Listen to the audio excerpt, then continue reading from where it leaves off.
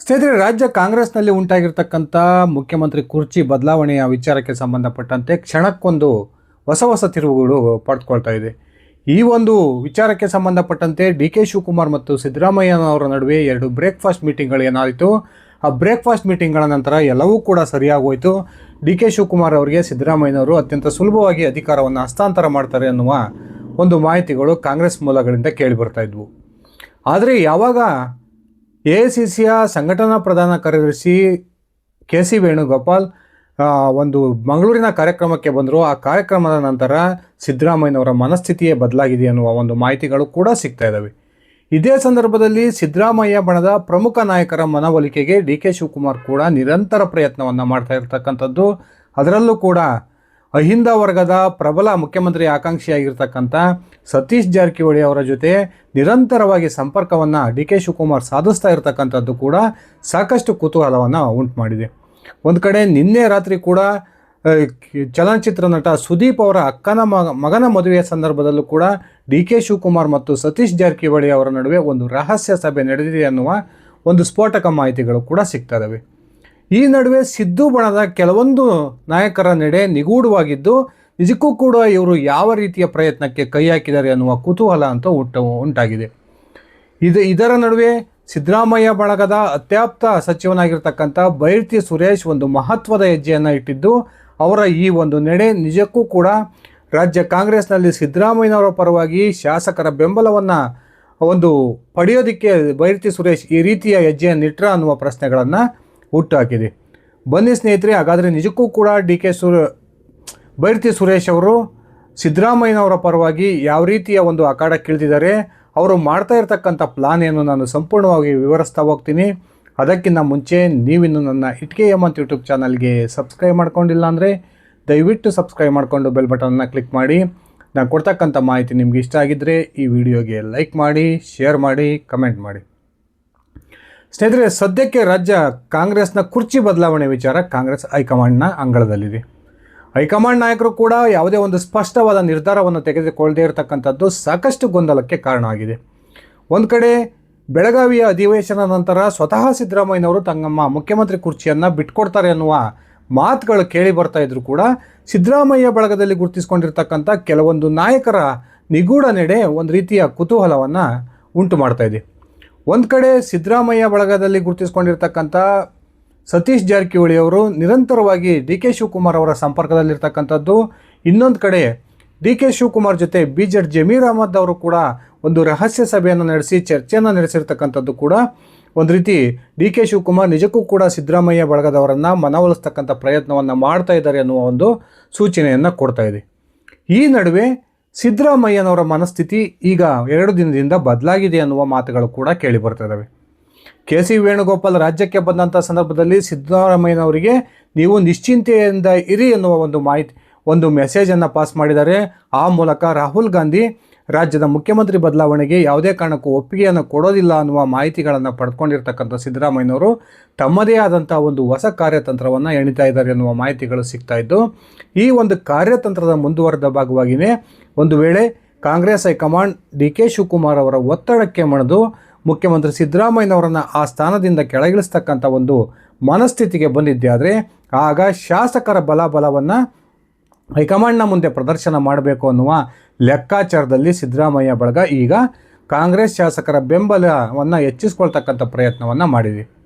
ಕಳೆದ 30 ತಿಂಗಳ ಅವಧಿಯಲ್ಲಿ ತಮ್ಮ ಇಲಾಖೆಯ ಕಾರ್ಯಗಳಿಗೂ ಕೂಡ ಬಳ್ಳಾರಿ ಅಥವಾ ಉತ್ತರ ಕರ್ನಾಟಕ ಜಿಲ್ಲೆಗಳ ಪ್ರವಾಸವನ್ನು ನಡೆಸ್ತೇ ಇರತಕ್ಕಂಥ ಸಿದ್ದರಾಮಯ್ಯ ಬಣದ ಪ್ರಮುಖ ಸಚಿವರಾಗಿರ್ತಕ್ಕಂಥ ಬೈರತಿ ಸುರೇಶ್ ಅವರು ಇತ್ತೀಚೆಗೆ ಬಳ್ಳಾರಿ ಮತ್ತು ರಾಯಚೂರು ಜಿಲ್ಲೆಗಳ ಪ್ರವಾಸವನ್ನು ಕೈಗೊಂಡು ಬಳ್ಳಾರಿಯಲ್ಲಿ ಒಂದು ದಿನ ಆಲ್ಟ್ ಮಾಡಿ ಅವಿಭಜಿತ ಬಳ್ಳಾರಿ ಜಿಲ್ಲೆಯ ಕಾಂಗ್ರೆಸ್ ಶಾಸಕರೊಂದಿಗೆ ಒಂದು ಸುದೀರ್ಘ ಚರ್ಚೆಯನ್ನು ನಡೆಸಿರ್ತಕ್ಕಂಥದ್ದು.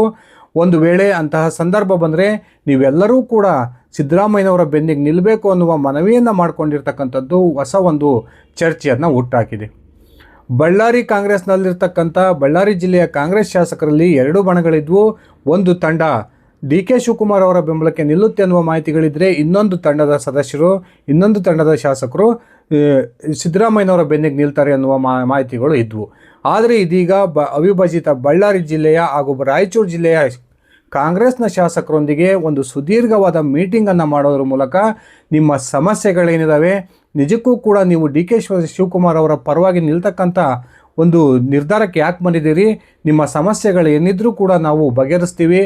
ಒಂದು ವೇಳೆ ಸಿದ್ದರಾಮಯ್ಯನವರ ಕಷ್ಟ ಕಾಲದಲ್ಲಿ ನೀವು ಅವರ ಬೆನ್ನಿಗೆ ನಿಂತಿದ್ದೆ ಆದರೆ ನಿಮ್ಮ ಎಲ್ಲ ಒಂದು ಆಶ್ವಾಸನೆಗಳನ್ನು ಕೂಡ ನಾವು ಈಡೇರಿಸ್ಕೊಡ್ತೀವಿ ಅನ್ನುವ ಭರವಸೆಯನ್ನು ಕೊಡೋದ್ರ ಮೂಲಕ ಸಿದ್ದರಾಮಯ್ಯನವರ ಬೆನ್ನಿಗೆ ನೀವೆಲ್ಲರೂ ನಿಲ್ಲಬೇಕು ಅನ್ನುವ ಮನವಿಯನ್ನು ಈ ಬೈರತಿ ಸುರೇಶ್ ಅವರು ಮಾಡ್ಕೊಂಡಿದ್ದಾರೆ ಅನ್ನುವ ಮಾಹಿತಿಗಳು ಸಿಗ್ತಾ ಇದ್ದು, ಸಿದ್ದರಾಮಯ್ಯ ಮತ್ತು ಡಿ ಕೆ ಶಿವಕುಮಾರ್ ನಡುವೆ ಏನೋ ಒಂದು ಈ ರೀತಿಯ ಒಂದು ಜಟಾಪಟಿ ನಡೀತಾ ಇತ್ತು. ಆ ಜಟಾಪಟಿಗೆ ಒಂದು ಹಂತದ ಬ್ರೇಕ್ ಬಿದ್ದಿದೆ ಅನ್ನುವ ಮಾಹಿತಿಗಳು ಏನು ಸಿಗ್ತಾ ಇದ್ವು. ಆದರೆ ಇದೆಲ್ಲವೂ ಕೂಡ ಮೇಲ್ನೋಟಕ್ಕೆ ನಡೀತಿರ್ತಕ್ಕಂಥ ಪ್ರಕ್ರಿಯೆಗಳು. ಆದರೆ ಒಳಗೊಳಗೆ ಸಿದ್ದು ಬಳಗ ಬೇರೆಯದೇ ಆದಂಥ ಒಂದು ಲೆಕ್ಕಾಚಾರದಲ್ಲಿದೆ ಅನ್ನುವ ಒಂದು ಮಾಹಿತಿಗಳು ಈಗ ಸಿದ್ದರಾಮಯ್ಯ ಬಳಗದ ಒಬ್ಬೊಬ್ಬ ನಾಯಕರ ನಡೆಯೂ ಕೂಡ ಬಹಿರಂಗಪಡಿಸ್ತಾ ಇದೆ.